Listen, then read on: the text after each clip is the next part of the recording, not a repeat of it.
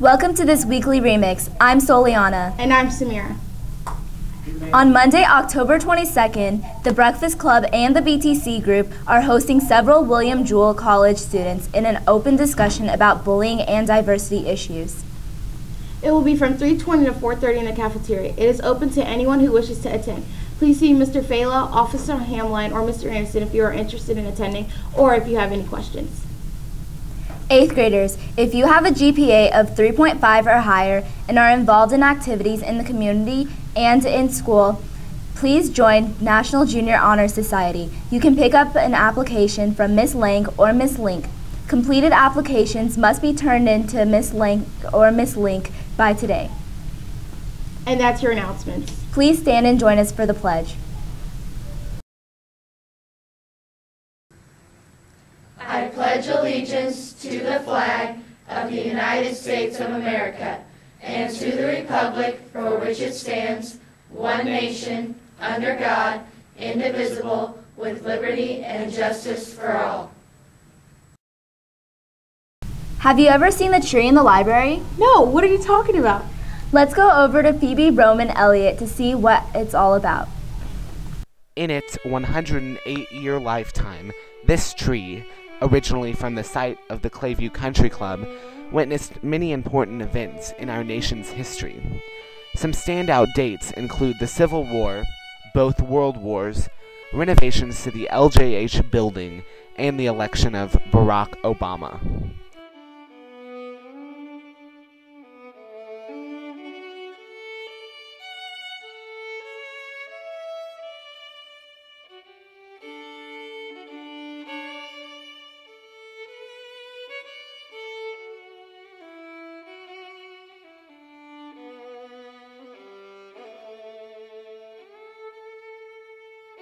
This tree was installed in the library probably about 4 or 5 years ago. It came from the former Clayview Country Club site where CVS would be now. It was one of the trees that was cut down when that was built.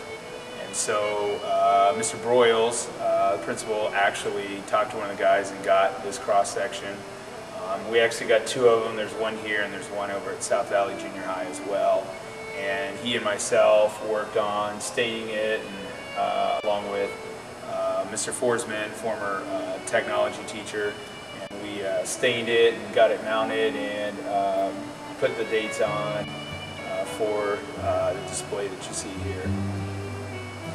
I think the most interesting thing to know is you can really see the time span in what happens in a tree's lifetime. I mean, this tree it's over 200 years old, and to see the events that have occurred in 200 years, really in the history of the United States, which, you know, for this tree, it would have continued to still grow and would have been still living maybe for another 100 or more years, and that's its lifetime, whereas we sometimes think of our own lifetimes, you know, which are fairly short compared with the trees and the changes and things that happen with in our own lifetimes compared with what this tree saw. And actually, if you compare this with some of the other trees like redwood or sequoia trees in California that live for over 1,000 years, it's amazing to see. Think about what life was like when they were first seedlings, and then as they've grown. And the same thing we can see here, how human history has changed.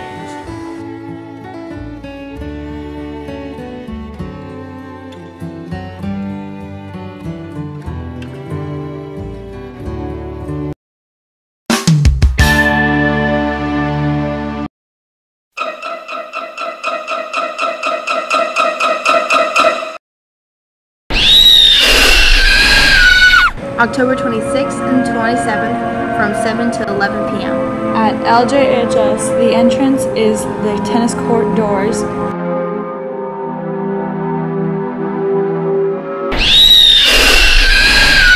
Wow, I never knew that the tree in the library.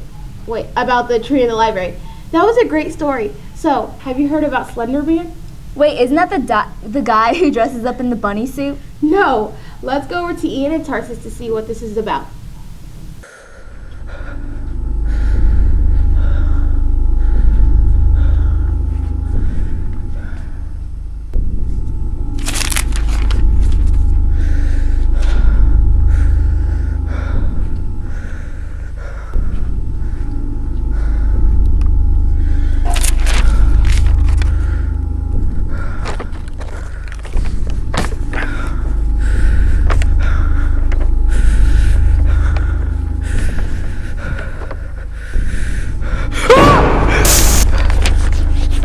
I got this. If a nerd can do it, a jock can do it, right? Yeah. Who's scared of Slender Man? Not me. Not me. Not at all.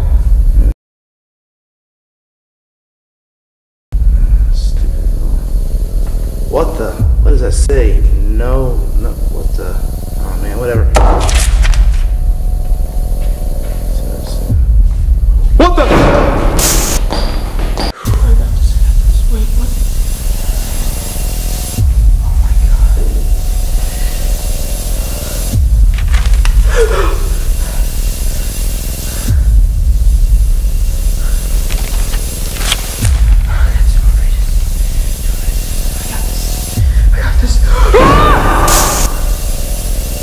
For Halloween this year, I think I'm just going to stay home and pass out candy. We bought 5 bags of candy last year. We had tons of people that just drove to our neighborhood, so it actually got rid of all the candy that I bought. So I'm kind of excited. We had a lot of good costumes coming through. I got to meet all of my neighbors. We just moved to a neighborhood, so I think I'm just going to be kind of lame and pass out candy this Halloween.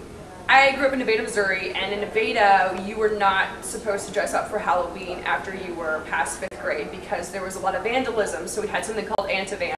So in junior high and high school, we would have a big school-wide dance. They would bring in tons of fun stuff to do. We turned part of our school into a haunted house, and it was a place for students to go so they weren't kind of on the streets causing mayhem and mischief. So my favorite memory was actually running the haunted house at our school, and I was a mad scientist, and we had this chair that was covered in foil and people would sit on it and would zap them, but it was a really fun time. I really love Halloween. You get to see a lot of creativity and interesting costumes, and I think it's a really fun time, and like I said, I got to meet my neighbors, and it was a really good time to actually be introduced to the neighborhood, and we're the people that pass out lots of candy and talk to you, so it was a really good time, and I really like the holiday. Dude, how many pages did you find? I don't know. How many did you find? I think I found 1. Found a couple. Dude, look, there's all the pages. Here's another one. This is...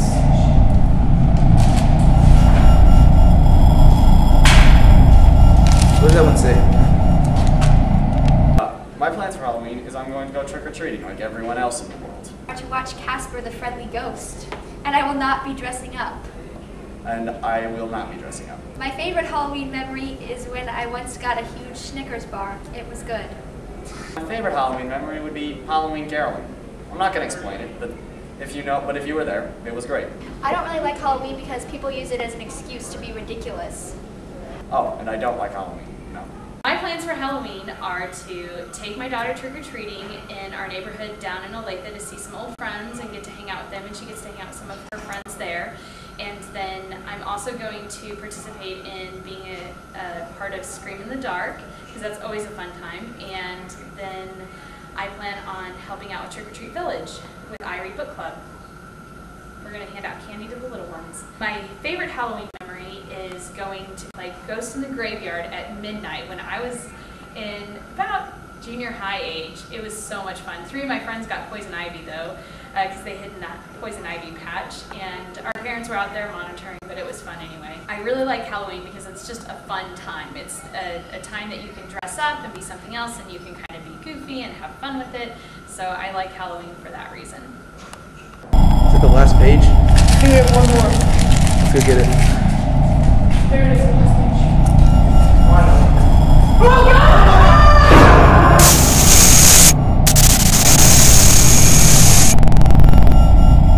This has been Team Facepalm. Now back to our anchors.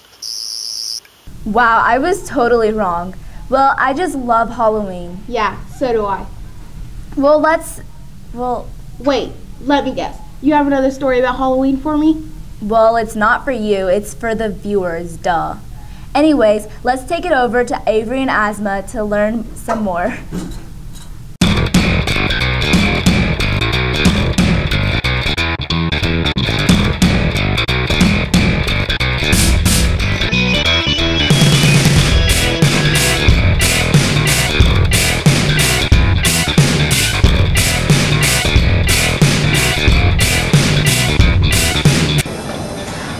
I do plan on participating in Halloween, whether it be either trick-or-treating or going to a party of some sort. Yes, I will be participating in Halloween. participating in Halloween. So am I. Me too. This year I will participate in Halloween. My favorite part about Halloween would probably be the weather during the time, which is like my favorite part of that season, but mainly Halloween because of all the like haunted houses and everything. It's really fun. My favorite part about Halloween is going to the haunt, watching the scary movies, and the weather, and the candy too. My favorite part about Halloween is the candy. My favorite part about Halloween is hanging out with my family. Hang on, my mom. My favorite part about Halloween is the free candy. I'm gonna be Minnie Mouse, and I'm gonna babysit my sister and hand out candy. I'm gonna be a dolphin. I'm gonna be myself. For Halloween, I'm going to be One Direction with my friend Andrew Thompson. Yeah. I'm going to go to the Oddfellows haunted house and maybe this haunted house.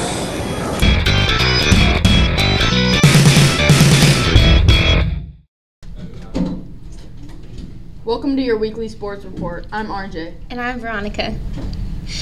The LHS C-Team Soccer lost 1-3 against Park Hill South. The Liberty North JV boys soccer team defeated Raytown South High School by a score of 3-1 on Monday night. Liberty North varsity volleyball beat Raytown South in 3 sets at Raytown South. The Liberty North JV boys soccer team defeated Winnetonka on Tuesday night by a score of 5-0. Maddie Ganguy's strong passing allowed the Liberty North JV volleyball team to beat Raytown South. Liberty varsity soccer gets beat by Lee Summit North 2-7. The Liberty High School C-Team boys soccer lost to Ray Peck 3-1. Liberty varsity volleyball team won against Lee Summit. The Liberty High School C-Team soccer team lost 3-1 to Ray Peck and 4-2 to Staley. Liberty High School team volleyball played Blue Springs South. A team won and B team lost. The Liberty North Eagles had a draw 0-0 to Blue Springs South. Liberty North High School varsity volleyball lost and JV won against Kearney. Maddie Ganguy and Shauna Perry had a great performance. Good job. The Liberty boys swim team took 6th place at the KC Classic. The Liberty North boys and girls cross country team competed at the Small Six Conference, taking 2nd place. Luke Cornell got 13th place. Joe Barry and Brandon Drew got in the top 20. The Liberty North JV boys soccer team defeated Platte County 3-1. Liberty North varsity volleyball lost to Pleasant Hill and Fatima. Liberty soccer gets beat by Ray Peck. C-Team loses 0-2. The Liberty North varsity boys soccer team lost a tough game to conference rival Kearney last night by the score of 4-0. The Liberty North JV soccer team defeated Kearney High School by a score of 4-1 on Tuesday night. The Eagles played their best game to date with a 1-0 win at Staley High School. Liberty JV volleyball beats Lee Summit in 2 sets, which brings us to today's Athlete of the Week, Rachel Hendricks. Rachel plays on the Liberty JV volleyball team.